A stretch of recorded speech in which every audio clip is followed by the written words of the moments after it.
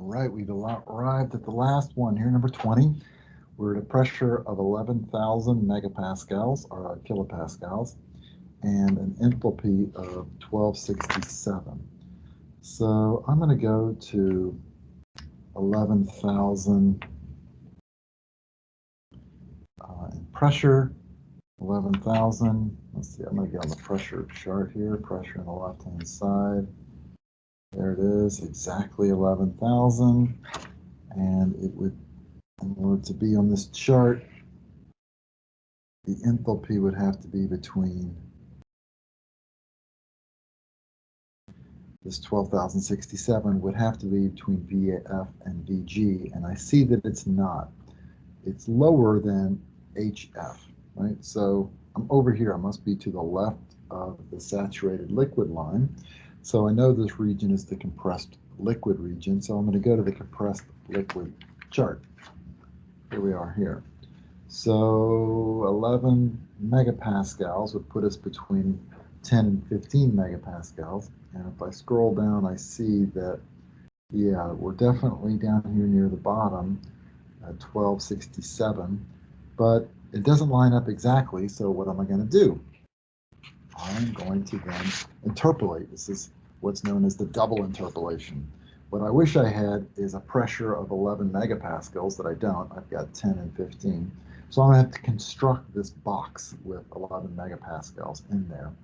And the way I do that is I'm going to go in and write all the numbers around it. So at a pressure of 10 megapascals here, I'm creating this column that's 10 megapascals.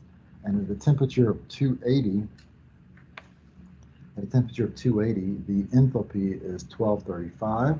And at a temperature of 300, the enthalpy is 1343. Over here at 15 megapascals, the enthalpy at 280 is 1233, and the enthalpy at 300 is 1338. So what I need to do is interpolate to get this H value here and this H value here, and then I can interpolate between these values to get the temperature. So that's what I've got here.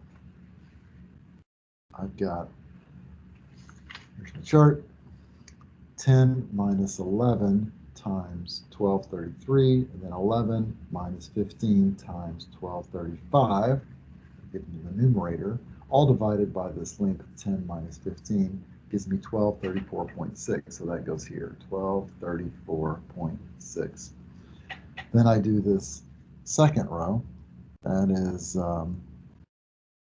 10 minus 11 times 1338.3 plus 11 minus 15 times 1343.3. You can see that's what I'm doing here.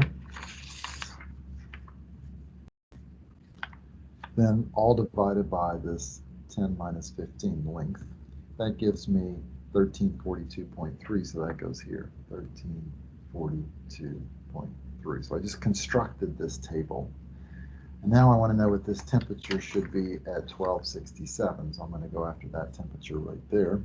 And I do that again by interpolating. So I'm going to interpolate between 1234.6 minus 1267 times 300 plus 1267 minus 1342.3 times 280, all divided by this length, 1234.6 minus 1342.3 gives me 286. And of course, all the way along the way, I'm checking, does this make sense? Does this number here, this 1234.6, does it fit between 1235 and 1233? Yeah, it does. It's closer to 10. 11 is closer to 10 than it is to 15, so that makes sense. Similarly here, is this number that I interpolated between these two numbers appropriately, and it does. It looks like it's much closer to 1343 than it is to 1338. Similarly here, it looks like 1267 is kind of closer to 280 than it is to 300, so that makes sense as well. So finally, you could look to see what would it look like on the superheated table, just for fun, at 11 megapascals, which is what we were given. If you go there, you'll see there is no enthalpy values 1267.